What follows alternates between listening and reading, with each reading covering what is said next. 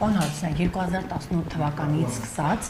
ձեր իշխանությունը ըստ էության պայքարում էր նախկին թալանչիների դեմ։ Ըստ էության մենք նայում ենք այս 7-8 տարիների ընթացքում ոչ մի նախկին թալանչի պատասխանատվության չի ընտրվել։ Բողոքարկում են տարբերացիաներում, գնում են, շատերն արդարացվում են, չհաջողվեց։ Հետո Նիկոլ Փաշինյանը հրահանգեց գտնել սատանաներին, ազգային անվտանգության ծառայության։ Սատանաներին չգտան։ Հիմա հոգևորականներին են։ Հաջորդ ով է լինելու, պարոն Հարությունյան։ Նախորդ պնդումների հետ կապված ընդհանրապես համաձայն չեմ։ Եվ մենք բազմիցս արդեն ունեցել խոսելու այս թեմայով, այսպես ասած նախկին թալանչիներին պատասխանատվության կանչելու։ Երեք ազգային ժողովի նիստի կառավարության նիստի ժամանակ այդ հարցին անդրադարձ եղել է, այդ ինստիտուտները սկսել են աշխատել։ Մենք ուզում ենք, որպեսզի այդ ամեն ինչը ինստիտուցիոնալ լինի։ Վարչապետը երեք շատ հստակ ասեց, այո, հեղափոխությունից հետո հնարավոր էր գնալ եւ ամբողջ այդ ապօրինի գույքը, այսպես ասած, որը համարում ենք այդպիսի, իդ վերադարձնել պետությանը։ Բայց դա պետք է արվեր ինստիտուցիոնալ, որովհետև դրա համար պետք են օրենսդրական հիմքեր, դրա համար պետք են ինստիտուտներ։ Հիմա այդ ամեն ինչը 7 տարի, 1, երկրորդը, այդ ամեն ինչը, եթե համեմատեք մյուս երկրների հետ, որտեղ նմանատիպ գործընթացներ են եղել, շատ ավելի արդյունավետ է հիմա տեղի ունենում,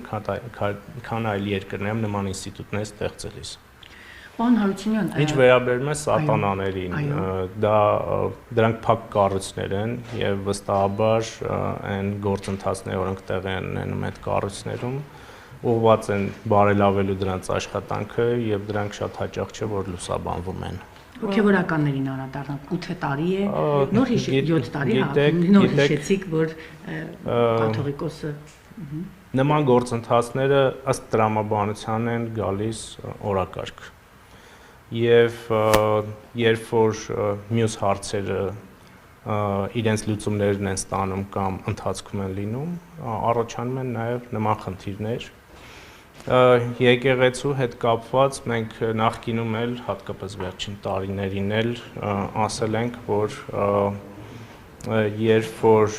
եկեղեցին որոշակի գործընթացներ անում միջամտելու քաղաքական գործընթացներին, երբեմն պետք է նաև պատրաստ լինել, որպեսզի նրան, որ այլ հարցադրումներ կհնչեն քաղաքական դեմքերի կողմից, մասնավորապես այս հարցադրումը, որը արվել է։ Անձնական կյանք, պարոն Հարությունյան։ Մենք անձնական ներողություն հերթով խնդրում եմ։ Անձնական կյանքին որևէ մեկը չի միջամտել, անձնական կյանքի հետ կապված բոլոր հարցադրումները արվել են նույն ինստիտուտի եկեղեցու ինստիտուցիոնալ տրամաբանության մեջ, տվյալ դեպքում կուսակրոնության ինստիտուտի վերաբերյալ եւ հարցադրումները շարունակում են մնալ միայն այդ տրամաբանության մեջ։ Արդյոք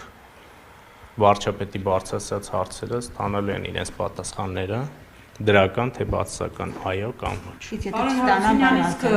Հարաբերվելու այդ ձևը չի վնասում եւ եկեղեցուն նրա կառույցին ընդհանրապես եւ հենց պետության հեղինակությանը, այլ ձև չկա հարաբերությունների բազմա։ Մենք կարծում ենք, որ